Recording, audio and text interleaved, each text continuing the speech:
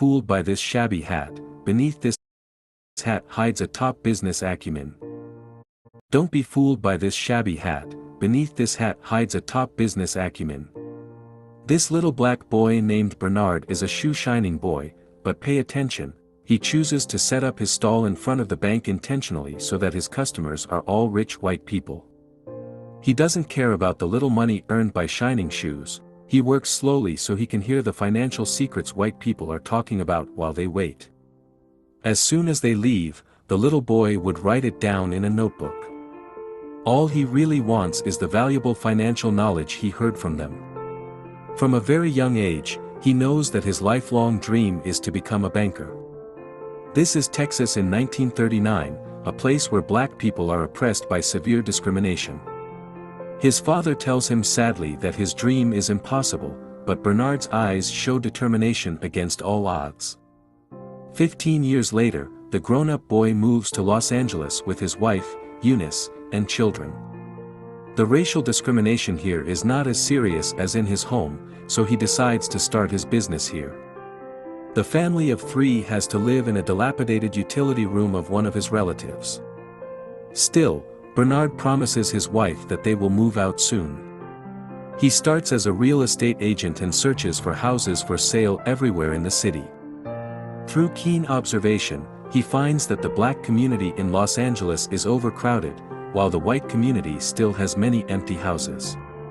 Black people have rental needs and financial strength, but there is no market. This is a great business opportunity for real estate speculation and renting. He sees a white-owned apartment with weeds on the front door, obviously not in very good condition. Still, only he sees the advantage of the house's location, which is adjacent to the black area. He goes to the owner and says that you only rented out half of the apartment, so why don't you sell it to me? I'll give you $30,000 now, and I'll give you another $5,000 when I rent out all the rooms. Although the owner admires his idea, he doesn't want to do risky business. Bernard expresses his understanding. Before leaving, he suddenly glances at the owner's calendar, which shows that it is given by a local bank manager. So an idea comes to his mind. He says, I grew up with my mum, on my own with my brother, we had no money, He says goodbye to the owner and goes to the bank directly, where he finds the manager who sent the calendar.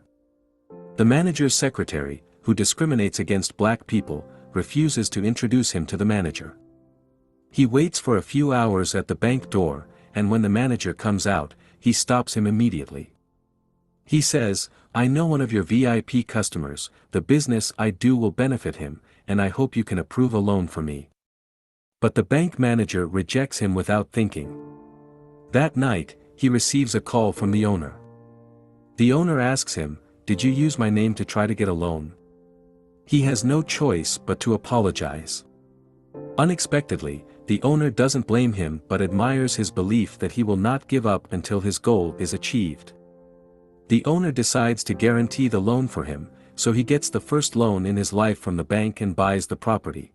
An old white lady has just come home from shopping when she sees a black man at her door. What are you doing? She asks with a sharp voice. The black man answers calmly, I'm renovating the apartment building. The old lady speaks with a mean face, workers like you should be careful. Bernard responds, don't worry, this is my building, and I will definitely take good care of it. Speechless, the old lady goes home angrily, and the police come soon after. They tell Bernard that an old lady called the police and then ask him if he pretended to be the owner and contradicted her. Unexpectedly, Bernard takes out a copy of the real estate certificate. It turns out that he has foreseen trouble, so he is prepared in advance. The police realize that the house really belongs to him, so they leave in a huff. That night, Bernard returns to the apartment building. The old lady at the door sees him and immediately tells him to get out because it is not the time for renovation. Bernard still replies calmly, I am not a renovation worker now, I am the owner. The old lady is dumbfounded, and a few days later, she moves out angrily because she doesn't want to live in the same building with black people. As soon as the old lady leaves, Bernard rents out her house to a black lady. Sure enough, the black tenant market is huge, as he has foreseen. The building is quickly filled, and Bernard gives the negotiated follow-up payment to the former owner. The former owner admires Bernard very much and offers to start a business with him. Bernard chooses the house and calculates the income, and the old owner negotiates the transaction and signs the contract. With him in front, white people won't know that they are doing business with black people, and they will split the revenue. Bernard readily agrees. The cooperation between the two goes very smoothly, and they make a lot of money immediately. Bernard also moves from an apartment block to a mansion shortly after, providing a happy life for his beloved family. This is his wisdom: when someone discriminates against him, he will not punch back, because then he will fall into other people's game rules. He wants to play his own rules. Rational, economic, and maximum profit is his ultimate goals. However, life does not always go smoothly, and challenges can arise at any moment. The former owner who works with Bernard is old and frail and dies suddenly a few years later. His equity in the company is inherited by his wife. This woman severely discriminates against black people and doesn't want to cooperate with Bernard. She contemptuously offers to buy Bernard's shares at a very low price, and if he disagrees, she will sue him. In that era, when whites and blacks litigate, who do you think the judge would favor? Bernard is not willing to be treated so unfairly, so he decides to go to court. But he had to find someone to testify to prove his cooperative relationship with the old owner. He thinks of the bank manager, but the manager has already cooperated with the widow and avoids Bernard again. Extremely disappointed, Bernard stands in the bank and looks around.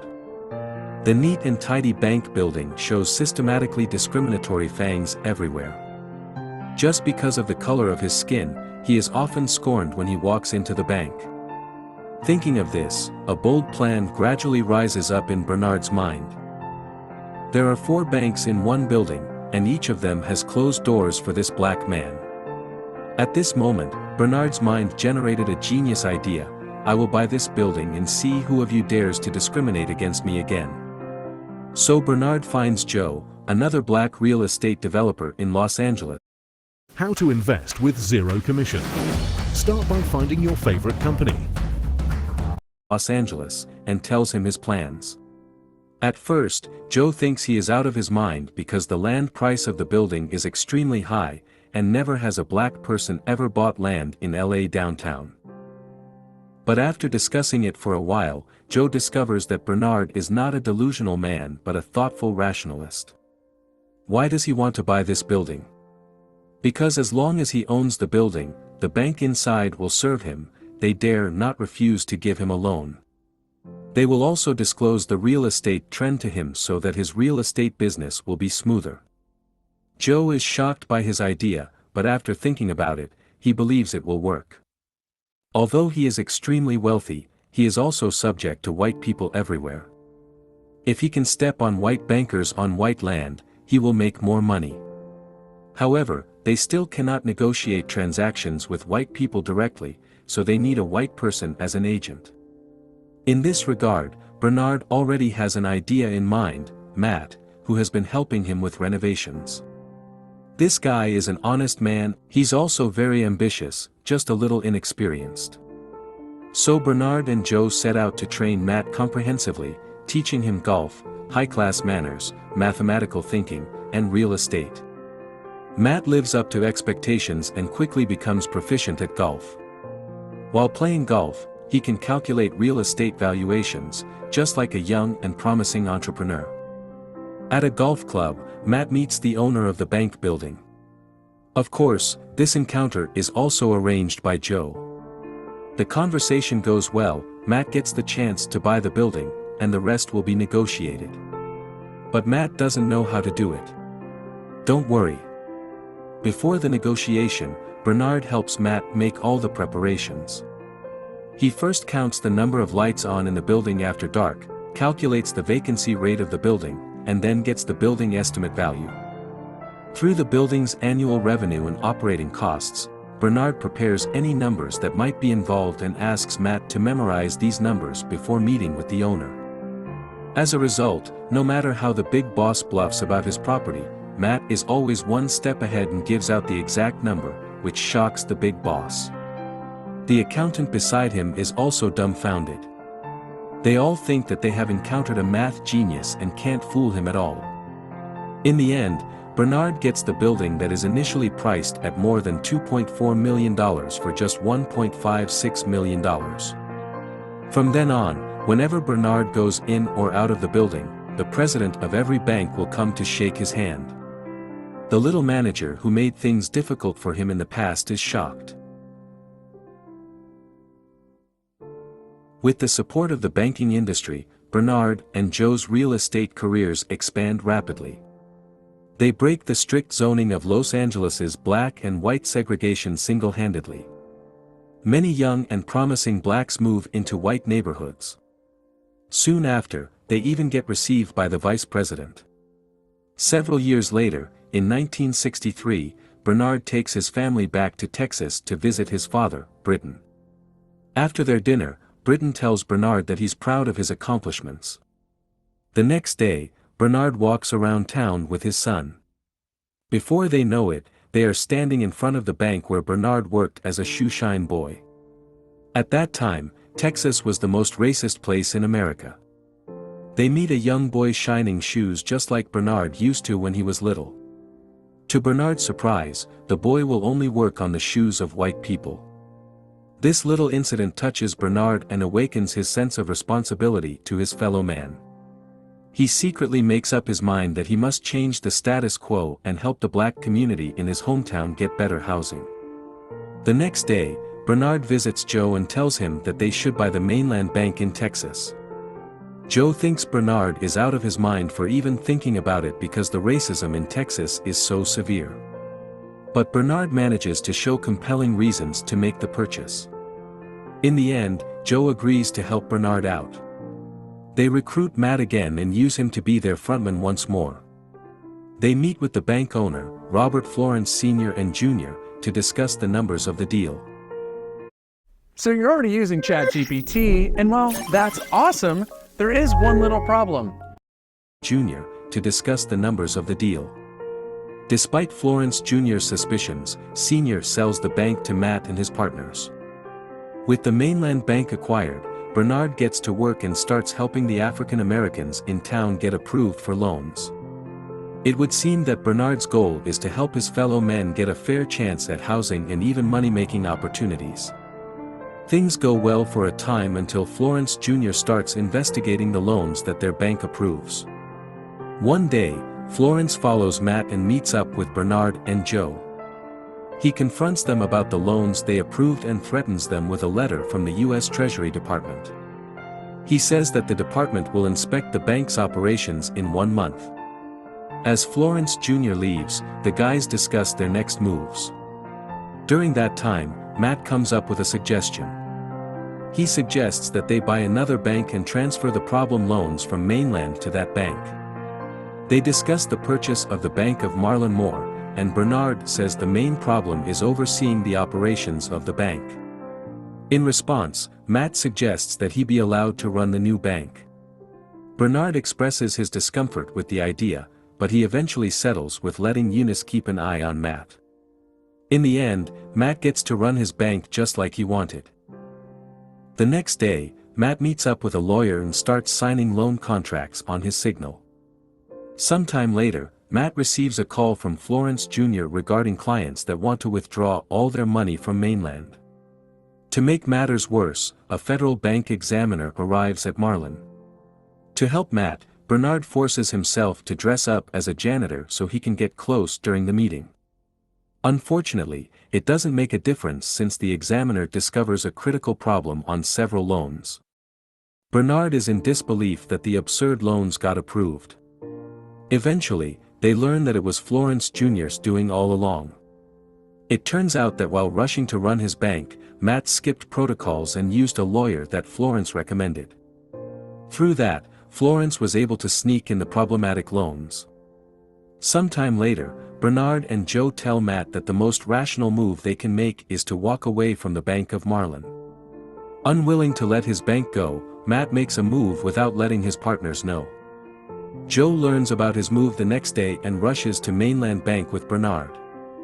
They confront Matt about the loans while Florence watches the spectacle with a proud look on his face. Bernard tells Matt to get their books, but it's too late. The federal bank examiners arrive to revoke Mainland Bank's license to operate. While leaving the building, the FBI arrests Bernard and Joe.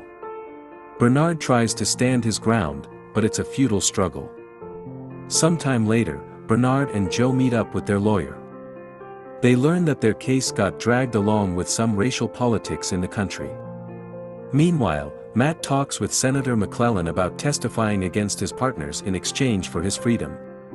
Matt contemplates his next move that night and makes a phone call. Matt follows McClellan's suggestions and testifies against his partners at the Senate hearing the next day. Later that day, Bernard also meets with McClellan and listens to his proposal. He gives him a choice to take an immunity deal and confirm Matt's testimonies, or Bernard can say whatever he wants and go to jail. In the end, Bernard decides to say the words that have been kept in his heart for years. He talks about racial discrimination in the country. Shortly after that, both Bernard and Joe's fortunes got decimated after the hearing. The two also got sentenced to federal prison. Florence Jr. purchases the Mainland Bank for a small fraction of the price paid by Bernard and Joe. Meanwhile, Matt Steiner never got charged with any crime. Several years later, Bernard and Joe get out of prison. Eunice finds it strange that the two men seem happy even after losing all their fortune. It turns out that's not the case at all. Joe reveals that they have properties next to each other in the Bahamas. Eunice is in disbelief and asks Bernard how that happened. It turns out that the man Matt called the night before his testimony was Bernard. He told Bernard about the senator's deal and apologized to him. In return, Bernard asked Matt a favor before the government could seize their assets. The movie ends after we learn that Bernard and Joe's residential properties were instrumental to the fight against housing segregation in LA, and they still have two mansions next to each other in Bahamas. The best way to start investing is with the XTB app. Make your